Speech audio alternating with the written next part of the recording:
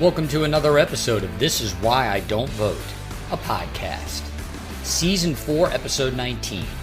Your safe space to discuss sports, politics, social issues, and even religion, where we will take it all very seriously, but not too seriously. I haven't done a segment on the recent congressional ban on TikTok, if you can call it that, and we'll get into it in the segment. And I haven't really done a segment on the conflict in Palestine between Israel and Hamas. And although I do have a segment, unfortunately it probably introduces more questions than it does answer them. Though I hope what it does is give you, as the listener, an insight as to how our politicians, our bureaucrats, look at the conflict in light of not only the social media landscape, but other conflicts that the United States has not only been engaged in, but engaged in the past. And the Suns fire Frank Vogel. Frank Vogel, Scapegoat. Thank you all for listening. If you're new to the channel, please like, subscribe, give it a thumbs up, 5 stars. Please write a review, send to friends and enemies far and wide. If you like what you hear, please consider supporting This Is Why I Don't Vote podcast is on Patreon. Act 1, Yemen, Palestine, and TikTok. Oh my. The following segment is going to be interesting in that as much as I have tried to over the course of the last 4 years in this podcast, provide solutions, provide ideas, I don't have one in the context of the social media outcry over the conflict in Palestine between Israel and Hamas. And I don't want to leave this to recency bias. Why now? Why is it between Israel and Hamas that some of us in our population have become so much more sensitive to war and conflict? I also want to look at this through the eyes of some of the actors instrumental in supporting the war, the stalwarts of that groupthink that we call Washington, D.C. Given the actions that the United States has been involved in, that the United States has taken over the course of the last 25 years, would it not look to some of these people like anti-Semitism, like some Johnny-come-lately subversive movement, that the U.S. support for Israel is so much different than the U.S. support for the Saudi Arabia coalition and what they did in Yemen? If you were these politicians, these bureaucrats in D.C., what changed? What's so different from what Israel is doing in Palestine to what the Saudi Arabian government and the Saudi Arabian coalition did in Yemen? I did a segment last year about TikTok potentially being banned and how that wouldn't change anything as far as the social media landscape went with regard to data harvesting, how all of our data is being harvested by these social media giants, and banning one, that's not going to secure our data. Our personal information is still at risk, and it is still at risk from not only domestic actors, but from foreign actors as well. In retrospect, looking back at that piece, I realized how I had bought into a narrative that had been pushed by a number of politicians and bureaucrats about the extent to which they were trying to protect data, U.S. citizens' data, from a foreign actor, from a foreign government, that being the communist government of China. My overall point that the data is no more secure in the hands of domestic companies versus a foreign company still stands, but that narrative has been dispelled by the words and actions of the legislators themselves, none more revealing than the words of Anthony Blinken and of Mitt Romney at a conference, the McCain Institute conference in Sedona, Arizona, over the course of the past week. I want to read you what they said, but I don't want to put it in the context of the current conflict between Israel and Hamas. It struck me as I saw the exchange between these two at the Institute, between Blinken, the Secretary of State for the United States of America, and Mitt Romney, a long-standing U.S. Senator, Blinken, a Democrat who served in the Clinton administration, who served in the Obama administration, and now is serving in the Biden administration, and Romney, a longtime Republican, a conservative Republican from the state of Utah. It struck me that these two were part of the institutional swamp, to use a Trumpian term, and that institutional swamp mindset, that groupthink. It is a window into their understanding, and I want to use a historical event as context for this. I want to use the civil war that's gone on in Yemen since 2014 to try to illustrate the way these two communicated about the use of social media in the 21st century and how it's influenced how citizens of countries and their governments interact with information. Allow me a little rope here, dear listener. Before I get into what was said between Anthony Blinken and Mitt Romney, let me give you a little bit of the history of the civil war of Yemen and the results of that civil war in the context of the current conflict between Israel and Hamas. In the year of our Lord, 2014, during the Obama administration, an Iranian-backed Houthi group overthrew the government of Yemen. The government of Yemen at that time was sympathetic to Saudi Arabia. To state it succinctly, had a cozy relationship with the government of Saudi Arabia and its other Arabian Peninsula neighbors. Iran felt threatened with this relationship, and they backed the Houthi group that they had been supporting to overthrow that government. And the conflict degraded into a civil war whereby the Saudi Arabian coalition, these other Arab Gulf Coast states, and Saudi Arabia were supporting the legacy government of Yemen, and the Iranians were supporting this Houthi uprising that had overthrown the government. As you may surmise, the United States backed the Saudi Arabian-led coalition and sold that coalition a significant amount of weaponry in order to wage this war, to help support the legacy government of Saudi Arabia. That civil war is technically still raging. There was a peace accord, armistice, whatever you want to call it, in 2022. But the civil war started in 2014, and it was supported by the Uniparty, by both the Obama administration and the Trump administration, and many of the principals in both parties supported the United States sending weapons to Saudi Arabia to support the legacy government of Yemen. You may recall hearing that the Saudi Arabian coalition bombed cities indiscriminately, killing many civilians, and you may also recall hearing that there was a famine in Houthi-controlled parts of Yemen, and given the Houthis' success in that civil war, there was famine widespread around the nation of Yemen.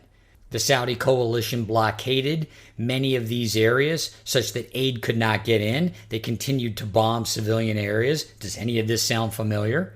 Although there was international outcry about the circumstances created by the Saudi-led coalition's actions, the United States continued to support the Saudi coalition and continued to send weapons and intelligence. The rationale was simple. The Saudi coalition was fighting terrorism, and war is hell. You may also remember that it was in this conflict, this civil war, that the Obama administration elected to kill a U.S. citizen in Yemen without going through any judicial process. It was a U.S. citizen that was sympathetic to the Houthi cause that was labeled a terrorist and accordingly was subject to summary execution and was killed in a drone strike. Harken back to these days, dear listener, 2014 on. Do you recall at all there being any kind of organized protest, a march, a sit-in, anything like that with regard to what was going on in Yemen? The indiscriminate bombing of civilian areas, the fact that an embargo had led to widespread famine throughout Houthi-controlled areas of the country, which over the course of time became most of the country. I don't remember any mass or widespread college campus sit-ins or any type of protests specific to the conflict in Yemen, the civilian casualties, the famine. Sources vary, but we're not talking about an insignificant number of people. I believe there's close to 20,000, if not 25,000, and these are conservative estimates, 20 to 25,000 civilian casualties from the Saudi-led coalition's bombing campaign. There are still a number of areas that international agencies say are either under threat of famine or are still suffering from famine. This issue is largely under the radar. There's no protests about it. There's no real information circulating about this circumstance. Fast forward to 2024, Anthony Blinken, a lifelong Democratic bureaucrat, and Mitt Romney, a lifelong Republican senator, having this conversation at the McCain Institute in Sedona, Arizona, with regard to what's going on, the landscape of this conflict between Israel and Hamas, and the optics of it. Shortly into their exchange, Romney blurts out, "Why has the PR been so awful? Typically, the Israelis are good at PR." Blinken counters, and this is very telling, and this is the reason why I wanted to give you the background, as I did, of the conflict in Yemen in light of this conflict that's going on in Israel between Israel and Hamas. "You have a social media ecosystem environment," Blinken responded, "in which context, history, facts get lost, and the emotion, the impact of images dominates." Romney then co-signs this hypothesis that's being set forth by Blinken. Some wonder why there was such overwhelming support for us to shut down potentially TikTok or other entities of that nature. I'm not sure that there was overwhelming support, as he states, but we'll go on. Romney continues, "If you look at the postings on TikTok and the number of mentions of Palestinians relative to other social media sites, it's overwhelmingly so among TikTok broadcasts." For the sake of clarity, there is no real TikTok ban. It's the company that owns TikTok, a Chinese company controlled by the communist government. It has to divest its ownership stake in that company, in the TikTok app, and sell to a domestic, a U.S. company. I want to address the point, though, that these two were making as they were having this conversation. They're basically saying the quiet part out loud. Blinken goes on to talk about how decades ago, one would go and turn on the nightly news to become informed about what was going on around the world. One would look to major legacy newspaper outlets like the New York Times or the Washington Post or the LA Times.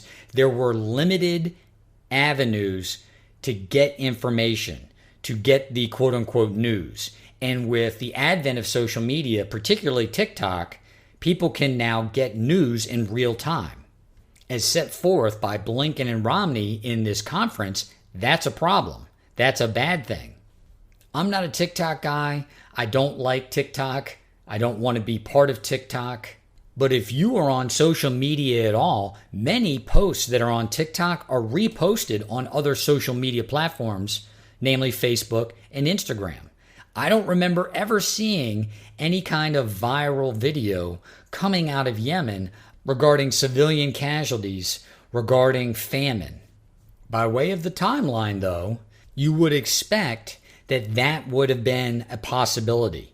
That if people were so concerned about civilian casualties in that civil war that were being funded by the United States of America, not only with money that we were sending to Saudi Arabia, but with weapons that we were sending to Saudi Arabia, you figure that with a famine that was being supported indirectly by the United States of America, that these things would have gone viral on the social media platforms as a means, as a method to decry the U.S. involvement in that conflict, in that indiscriminate killing of civilians, in that famine. It doesn't exist. So you have to ask yourself why, dear listener. I offer this not as support for the congressional action taken against TikTok. I offer this not in support or in opposition to the U.S. involvement in the Yemeni civil war. I offer this not in support or in opposition of the U.S. involvement in the Israeli-Hamas conflict. I offer it as an insight into how our leaders look at these types of issues. You rarely saw any impact of Saudi Arabia's bombing of any civilian area in Yemen on the legacy media. You rarely ever saw any of the effects of the embargo of these Houthi-controlled areas that led to this devastating famine. I can't tell you why there weren't more of these things published on social media, or why, to the extent that things were published, they never went viral, but they didn't. Where in this conflict between Israel and Hamas, these images are going viral.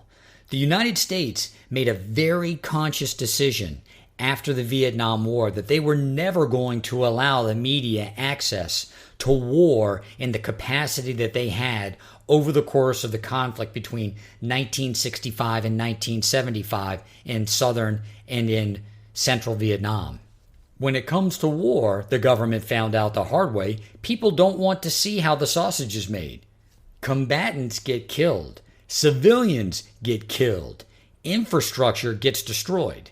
The people will very quickly start to question the morality of what's going on if they are seeing every day civilians getting killed and infrastructure being destroyed. That's not to say that people won't still support the actions being taken, but the morality of it needs to be crystal clear and it needs to make sense. Mitt Romney and Anthony Blinken are taking heat for having such a candid conversation in the open. Frankly, I think that they're onto something. Israel has in the past been so good at PR, and in this conflict, they are not winning the PR war. They aren't making the case that all of these civilian casualties and all of this destruction of infrastructure is actually serving the purpose of what? Of getting the hostages back that were taken by Hamas and destroying Hamas. We see the images of the destruction of Gaza. We see the images of civilians getting killed. We see the images of people starving to death. We aren't seeing the images of the success that Israel is allegedly having in destroying the infrastructure of Hamas. The people, it turns out, aren't as trusting or aren't as faithful as our elected leaders are. We demand results. We need to see that if we're sending all of this money, all of this material, all of this treasure to the state of Israel in order to effectuate this plan, which is A, retrieving all of the hostages taken on October 7th, and B, dismantling the organization that is Hamas, you've got to put up or shut up. It doesn't help that the American people in particular were told that we were winning in Vietnam for years before we found out that we weren't winning in Vietnam. It doesn't help that the American people were told that we were winning for years in Iraq when it turns out we weren't winning in Iraq. It doesn't help that the American people were told for years that we were winning the war in Afghanistan until we found out that we weren't winning the war in Afghanistan. To see the levels of death and destruction, you have to demonstrate we are winning. This is actually a successful endeavor. The American people are funding this proxy war in Yemen with no end in sight and no real discernible results. The American people are funding this proxy war in Ukraine with no end in sight and no discernible results. And the American people are funding this war between Israel and Hamas with no end in sight and no discernible results. Is it that the Palestinian cause is much more organized, specific to social media, and that's the reason why so many people have identified with the cause? I can't answer that. This segment isn't to even proffer hypotheses on why. Can you see now, though, how our leaders would look at this situation and it just doesn't make sense to them that there'd be such an outcry over one situation where we have another situation that mirrors it that no one has really raised any issue with? Can you see how, in trying to make sense of this, many politicians, many bureaucrats would look at anti-Semitism, or they'd look at the medium itself, they'd look at the social media app and say, this has to be the reason, because what we are doing in Palestine is no different than what we've been doing in Yemen.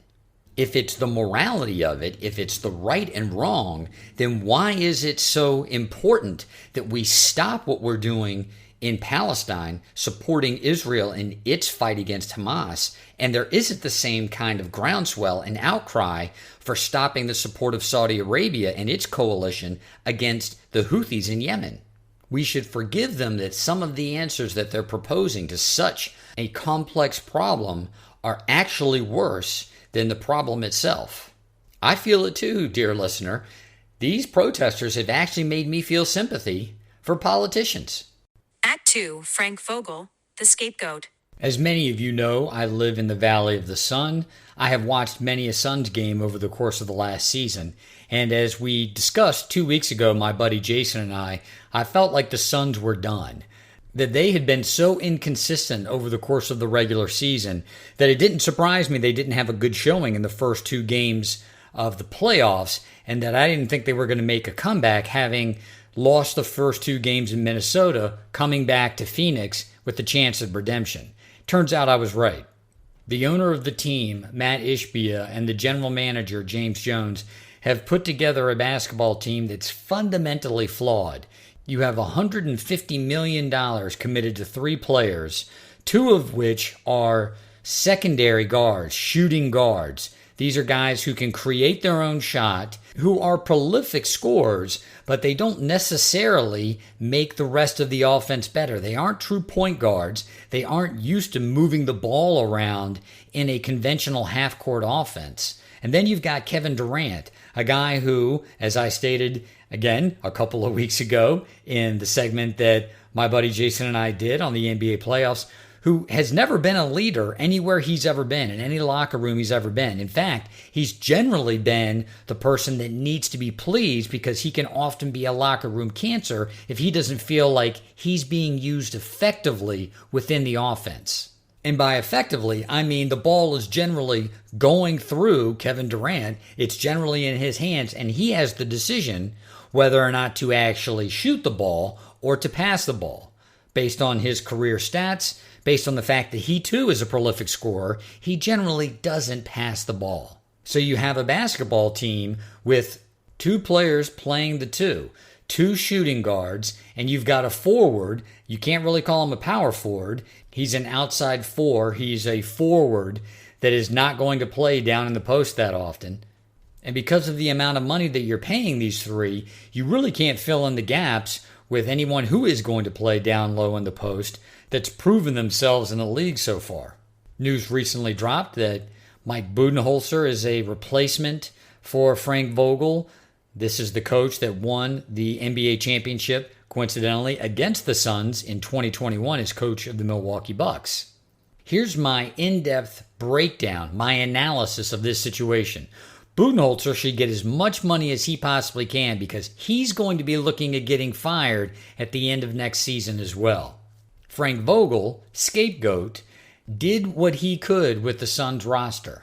Budenholzer has had success in both Atlanta and Milwaukee, that success predicated on having progressive, high-powered offenses. I don't know that what he has done in the past, and again, I'm no NBA expert, I'm no basketball expert, but my understanding of the way Budenholzer offenses work, you have to get the ball moving around, you are going to get it down low, and then it's going to come back out. Again, you're going to have the ball move around the perimeter.